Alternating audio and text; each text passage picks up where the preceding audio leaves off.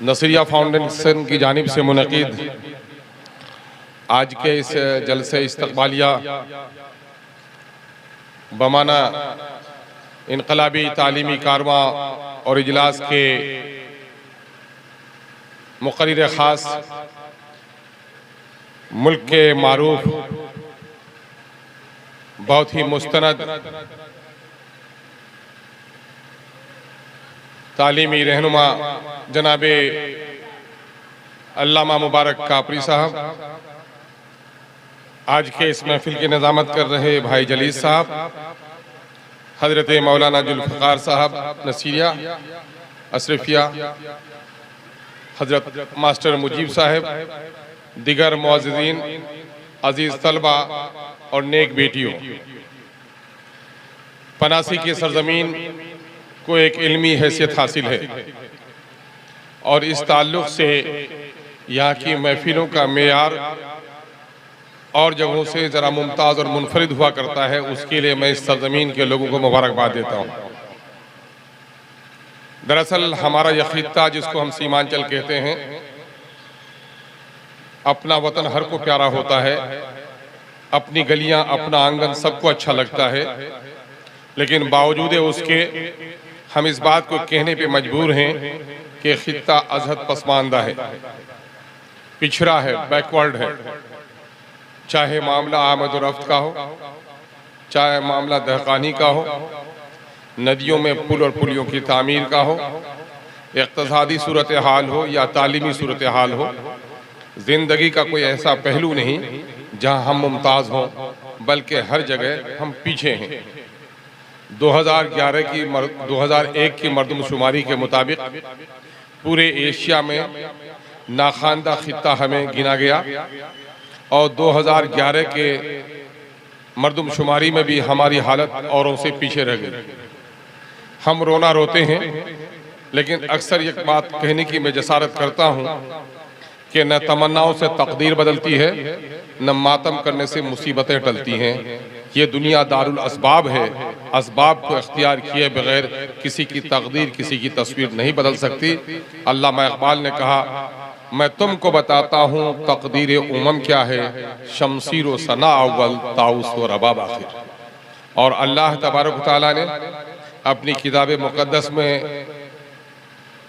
اس سے آگاہ ہمیں کر دیا ہے کہ ہر چند کے میں قدرت رکھتا ہوں کہ بغیر والدین کے بھی اولاد پیدا کر دوں، ہر چند کے قدرت حاصل ہے اللہ کو بغیر والد کے بھی اولاد آ جائے، لیکن یہ قدرت الہی ہے، یہ سنت الہی نہیں ہے۔ سنت الہی یہ ہے کہ ان اللہ لا یغیر ما بقوم حتی یغیر ما بانفسہم۔ خدا نے آج تک اس قوم کی حالت نہیں بدلی، نہ ہو جس کو خیال آپ اپنی حالت کے بدلنے کا۔ الحمدللہ اس وقت سیمانچل میں جیال نوجوانوں کی، ہمارے نوجوان علماء کی، اہل سیاست کے درمیان میں جوت جگی ہے کہ وہ اب حالات کا شکوہ نہیں کرنا چاہتے، بلکہ حالات میں تبدیلی پیدا کرنا چاہتے ہیں۔ ہمارے یہاں گزشتہ ایک دہائی میں تعلیمی اداروں میں بچوں کا اضافہ ہوا ہے، بچوں کے تعلیمی رجحان میں اضافہ ہوا ہے۔ مجھے بے انتہا خوشی ہوئی آج دامل باری کے پروگرام میں، جہاں میں بچوں کے مقابلے میں بیٹیوں کی تعداد زیادہ دیکھا میں نے۔ تقریباً 70% بیٹیاں ہماری تھیں اور 30% لڑکے ہمارے تھے۔ ہم اس سے مایوس نہیں کہ لڑکے ہمارے کم تھے، ممکن ہے وہ شہروں کی طرف گئے ہوں، لیکن گاؤں میں جو بیٹیاں رہ رہی ہیں وہ پڑھنے کا شوق رکھتی ہیں۔ میں سمجھتا ہوں یہ سیمانچل کے لیے خوش آئند پہلو ہے کہ ہماری تقدیر اور تصویر بدلنے والی۔ میرے بھائیوں، میں ایک بہت عام سی تمثیل دیتا ہوں کہ صرف تعلیم سے سماج بدل جائے گا، ایک خواب ہو سکتا ہے دیوانے کا۔ ابلیس کو بھی بڑا علم تھا، ہر چند کہ اللہ تبارک و تعالیٰ نے سیدنا آدم علیہ السلام کو علم عطا کر کے فرشتوں سے سجدہ کروا دیا، لیکن ابلیس کا بھی علم تھا۔ تو آج ابلیسی علم بھی ہے اور آدمی علم بھی ہے۔ ہم کو آدمیت والا علم چاہیے۔ قرآن مجید کا نزول اقرا سے ہوا، لیکن اقرا کے ساتھ ساتھ یہ بات بھی کہہ دی گئی کہ اقرا نہیں، اقرا بسم ربک الذی خلق، پڑھ، صرف پڑھ نہیں بلکہ ربانی ہدایتوں کے دائرے میں پڑھ۔ اس لیے کہ پڑھنے سے صرف سماج اچھا نہیں ہو جائے گا. میں اس کی ایک تمثیل دیتا ہوں عمومی طور پر سمجھانے کے لیے. لوہے کا ایک خام ٹکڑا وزن اس کا آدھا کلو ہو, کباڑی والے کے پاس اس کی 20 روپے قیمت ہے. میں اس لوہے کے خام ٹکڑے کو ان پڑھ کہتا ہوں, وہ پڑھا لکھا نہیں ہے, قیمت اس کی 20 روپے ہے. لیکن جب وہ لوہار کے ہاتھ میں چلا جاتا ہے اور شعلے میں تپایا جاتا ہے, اس پر ہیمر لگایا جاتا ہے, تو گویا اسے پڑھایا لکھایا جاتا ہے. اور اس آدھے کلو لوہے کے ٹکڑے سے 4-5 چاقو بنا لیتا ہے. اب وہ تعلیم یافتہ ہو جاتا ہے. تو لوہے کے خام ٹکڑے کی آدھا کلو کا وزن تھا, اس کی قیمت 10 روپے تھی, لیکن 100 گرام کا چاقو ہے, اب اس کی قیمت 50 روپے ہے. یعنی جب پڑھ لکھ لیتا ہے تو 20 روپے کا لوہا اب 250 روپے کا ہو جاتا ہے. لیکن یہ چاقو اب ہو گیا, یہ تعلیم یافتہ ہو گیا. یہ چاقو 4 کے ہاتھ میں گیا, بچوں کے ہاتھ میں گیا تو انگلیاں کاٹ دی, امی کے ہاتھ میں باورچی خانے میں سبزیاں کاٹ لی, ڈاکٹر کے ہاتھ میں گیا تو جو زخم جو ہے, پھوڑا ہے, پھنسی ہے, وہ ٹیس جو ہے اس کو پھاڑ کر ہم کو راحت نصیب ہو گئی. اس چاقو کا نام وہاں جا کر بدل گیا, اس کا نام ہو گیا نشتر. اور یہی چاقو گاؤں کے ایک آوارہ کے پاس ہاتھ گیا اور راستے میں رات کو کسی گزرتے ہوئے شخص کی گردن پہ اس نے چلا دی. اس چاقو کا نام ہو گیا خنجر. چاقو ایک ہی تھا, اس کا استعمال الگ الگ تھا, اس کا نام تبدیل ہو گیا ہے. تعلیم وہی ہے. یہ ایک تعلیم وہ ہے جو بمباری کرتی ہے, یہ ایک تعلیم وہ ہے جو تھانے میں دلالی کرتی ہے, یہ ایک تعلیم وہ ہے جو بینک کو لوٹنے کا طریقہ بتاتی ہے, یہ ایک تعلیم وہ ہے جو بیماروں کی دوا تلاش کرتی ہے, یہ ایک تعلیم وہ ہے جو انسانوں کے راحت اور سماج میں عدل و انصاف کا پیغام لاتی ہے. اس کے لیے جانتے ہوں گے آپ بزرگ لوگ, محبوب الرحمن محبوب صاحب جنرل پریس چلاتے تھے. ان کا ایک بڑا اچھا شعر ہے, 2 اشعار ہیں ان کے. علم انسان کو انسان بنا دیتا ہے, علم ہی شہروں کو ویران بنا دیتا ہے. علم پہ نہ ہو اگر خوف خدا غالب, علم وستاد کو بھی شیطان بنا دیتا ہے. تو وہ علم جو وستاد کو شیطان بنا دے, غلط فتویٰ جن سے دلوا دے, ڈاکٹر اور انجینئر بن کے جہیز کے لیے بیٹیوں کو جو ترپانے والا ہو جائے, علم حاصل کرنے کے باوجود بھی جو اپنی بہنوں کو باپ کے ترکے سے محروم رکھے, اس علم نے دنیا میں بڑا ظلم ڈھایا ہے. وہ علم ابلیسی علم ہے جس کا ٹھکانہ جہنم ہے. آج ہم کو صرف اپنے بچوں کو تعلیم نہیں دینا ہے, بلکہ اس ابلیسی علم سے بچا کر آدم والے علم سے آشنا کرتے ہوئے اپنی قوم و ملت کی گاڑی کو آگے بڑھانا ہے. اس اعتبار سے اگر ہم دیکھیں سیمانچل میں, تو سیمانچل میں جو ہماری تعداد ہے, اس ملک کے نوکر شاہی میں ہماری تعداد نہیں ہے, اس ملک کے تجارت میں ہماری تعداد نہیں ہے, بہار میں چپڑاسیوں میں بھی میری آبادی کی تعداد نہیں ہے. صرف تعلیم سے نہیں, بلکہ تعلیم اس کا زمانہ نہیں, یہ معیاری تعلیم کا زمانہ ہے, ایکسلنسی کا زمانہ ہے, فضیلت کا زمانہ ہے. جو اچھی تعلیم حاصل کرے گا وہی اچھی ملازمت حاصل کر سکتا ہے اور وہی اچھی زندگی گزار سکتا ہے. اگر جلیس بھائی کے حکم کی میں پیروی کروں تو میں کہوں گا کہ انہوں نے کہا کہ سیاست کے لیے سیاسی لوگوں کو بہت ہی حساس ہونا چاہیے.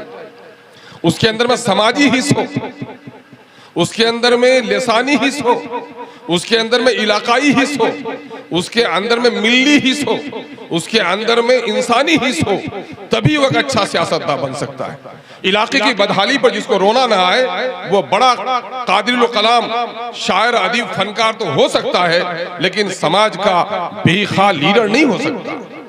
علاقے کے پچھڑے پن سے جو آشنا نہ ہو, وہ ووٹ کا لٹیرا تو ہو سکتا ہے, علاقے کی تقدیر بدلنے والا مسیحا نہیں ہو سکتا. اپنے علاقے سے جن لوگوں کی ووٹ ان کے ہاتھوں میں امانت ہے, ان کی ہمہ جہتی ترقی کا اگر وہ طالب نہیں ہے تو وہ لیڈر کے لائق نہیں ہے. اور اس کو علامہ اقبال نے کہا, اس سے اوصاف بیان کر دیا کہ بھئی نگاہ بلند سخن دل نواز جاں پرسوز, یہی ہے رخت سفر میر کارواں کے لیے. اگر دل سوزی نہیں ہے اور نظر بلندی نہیں ہے تو وہ قیادت کا اہل نہیں ہے. لیکن معاف کیجئے گا, کل تک ایک بات تھی کہ لوگ کہتے تھے جیسن راجہ ویسن پرجا. چونکہ راجہ کہاں پیدا ہوتا تھا, رانی کے کوکھ سے جنم لیتا تھا, ملکہ کے آغوش سے شہزادہ پھر بادشاہ بن جاتا تھا. لیکن جمہوریت میں اور شہنشاہیت میں فرق ہے کہ شہنشاہیت میں ملکہ کے آغوش میں حکمراں جنم لیتا تھا, اور جمہوریت میں جنتا کی چٹکیوں سے رہنما جنم لیتا ہے. تو اس لیے کہیے گا کہ جیسن راجا ویسن پرجا. نیرو بانسری بجاتا تھا روم کا تو چڑواہا بھی بانسری بجاتا تھا. شہنشاہ نے تاج محل بنایا, گنبد نما عمارتیں بنائی, تو آپ کے بستیوں میں بھی مغل زمانے کی بہت ساری مسجدیں ہیں جن کا گنبد و محراب مغلیہ سان و سوکت سے ملتا جلتا ہے. بادشاہ کا اثر عوام پر پڑتا ہے. یہ بادشاہ ماں کے آغوش میں جنم لیتے تھے, لیکن آج کی جمہوریت میں بادشاہ عوام کے انگلیوں کے اشارے سے جنم لیتا ہے. اس لیے آپ کو تسلیم کرنا پڑے گا کہ جیسن راجا ویسن پرجا نہیں, بلکہ جیسن پرجا ویسن راجا, جیسن پرجا ویسن راجا. اس لیے آج کی قیادت اور اس پرجا کو راجا چننے کے لیے, اور وہ یہ پرجا ہے جس کو اپنا راجا بھی رہا ہے تو وہ راجا کو چننے والا, لیکن وہ راجا اور چپراسی میں فرق ہی نہیں سمجھتا. مسیحا کون لٹیرا کون فرق ہی نہیں سمجھتا. تو آج کی سیاست کے لیے یہ بڑا المیہ ہے کہ کمہار برتن لنگڑا لولا کمار ہو تو برتن اس کی گردن ٹیڑھی ہو جاتی ہے. تو ہمارے کو دو کام کرنا ہے. لیڈر بننے کا شوق ہے اگر, تو جو لوگ لیڈر بناتے ہیں ان کو لیڈر پیدا کرنے کا سلیقہ پیدا کرانا پڑے گا, تبھی اچھے لوگ لیڈر بن پائیں گے. پہلے لیڈر بننے سے پہلے ضرورت ہے کہ لیڈر بنانے والوں کو صحیح رخ دیا جائے. ایک ضروری بات میں کہتا ہوں کہ بہت لوگ شکوہ یہ کرتے ہیں کہ ہمارا علاقہ غریب ہے اس لیے پڑھ نہیں پاتا. میں کہتا ہوں ہمارا علاقہ غریب بہت زیادہ نہیں رہا. میں خود شاہد ہوں اور ہمارے بزرگ اس کی زیادہ شہادت دیں گے. میرے پاس کوئی تاریخی کتاب نہیں ہے, میرے پاس دو عملی ثبوت ہیں. آج سے پیچھے آپ جائیں 50 سال, کوئی بستی ایسی نہیں تھی, کوئی گھر گھرانہ دروازہ ایسا نہیں تھا جہاں آرا چھپڑا منگیر دربھنگا کا مزدور نہیں تھا. یہ سچ ہے یا نہیں ہے؟ ہم تو بہت خوشحال نہیں تھے, بھوکے ننگے لوگ تو اس وقت بھی ہمارے ہاں تھے, لیکن ہاں اتنی بات ضرور تھی کہ ہم آرا چھپڑا سارن دربھنگا سے زیادہ خوشحال تھے. یہی وجہ ہے کہ وہاں کا مزدور میرے کھیتوں میں کام کرتا تھا. بہار میں دو بڑے میلہ, ایک جانوروں کا میلہ پشو میلہ, کہاں؟ سونپور میں. لیکن قالین, دبیز قالین, قیمتی مسالے, ہاتھی, اونٹ, ململ کے کپڑے, اس کا میلہ کہاں تھا؟ اس کا میلہ کھگڑا میلہ. یعنی اس بات کا ثبوت تھا کہ ہم دوسروں سے بہتر تھے, میری قوت خرید زیادہ تھی. یہی وجہ ہے کہ بنگلہ دیش کا ململ اور افغانستان کا حلوہ آپ کے کھگڑا میلہ میں بکتا تھا. ہم امیر تھے پنجاب سے زیادہ. پنجاب کا پگڑی باندھا وہ شخص میرے پاؤں کے دھول صاف کرتا تھا. یعنی خلاصی ڈرائیور جے کے سنگھ کی بس کا کون ہوتا تھا؟ پنجاب کا وہ آدمی ہوتا تھا جو میرے جوتوں کی دھول اپنی بسوں سے صاف کرتا تھا. یہ صحیح ہے کہ نہیں ہے؟ لیکن آج میرا بیٹا پنجاب میں, ماں مرتی ہے بستی میں, بیٹا پنجاب میں سسک کر روتا ہے. 15 دن کی دلہن, ہاتھوں کی مہندی کا رنگ بھی پھیکا نہ ہوا, دلہا جا کر پنجاب میں دھان کٹنی کرتا ہے. کیوں ہوا ایسا؟ ہوا یہ کہ آزادی کے ان 75 سالوں میں ہمارے یہاں ملک میں ہو رہی ترقی سے ہم کو بے نیاز کر دیا گیا. کھیتی باڑی ہی نہیں, جب تک کھیتی باڑی کا زمانہ تھا دوسرے سے خوشحال ہم تھے, لیکن جب صنعت کا معاملہ آیا, تکنیک کا معاملہ آیا, جدید وسائل آئے, تو دلی اور پٹنے میں بیٹھے ہوئے بے ایمانوں نے ہمارے اس علاقے کو محروم رکھا, اور ہمارے پہرے داروں نے ہمارے مقدر کے ساتھ جو چوری ہوئی کبھی ڈنڈا نہیں اٹھایا, جس کے نتیجے میں آج سب سے پیچھے ہم ہو گئے. اور اس کے نتیجے میں سب سے کم خواندگی ہمارے ہاں ہے. لیکن اس کے باوجود ایک کام کرنے کی ضرورت ہے. سرکار کا صرف شکوہ نہیں, اپنے آپ کو بیدار کرنا ہے. کل تک غربت مانے تھی, معاف کیجئے مجھے جملہ کہہ لوں, مبارک صاحب کی نماز گفتگو شروع ہوگی. کل تک بیٹیوں کے بدن پہ کپڑے نہیں تھے, نیم بالغہ بیٹیوں کے. کن کے؟ غریبوں کے. پھٹا ہوا کرتا, دوپٹے سے محروم. لیکن آج جو جتنا امیر ہے ان کی بیٹیوں کے بدن پر اتنے کم کپڑے ہوں گے. یہ سچ ہے یا نہیں ہے؟ کل تک ہم غریبی کی وجہ سے نہیں پڑھ پا رہے تھے, لیکن آج تھوڑی خوشحالی آئی ہے, اس نے ہماری پڑھائی میں رکاوٹ پیدا کر دی.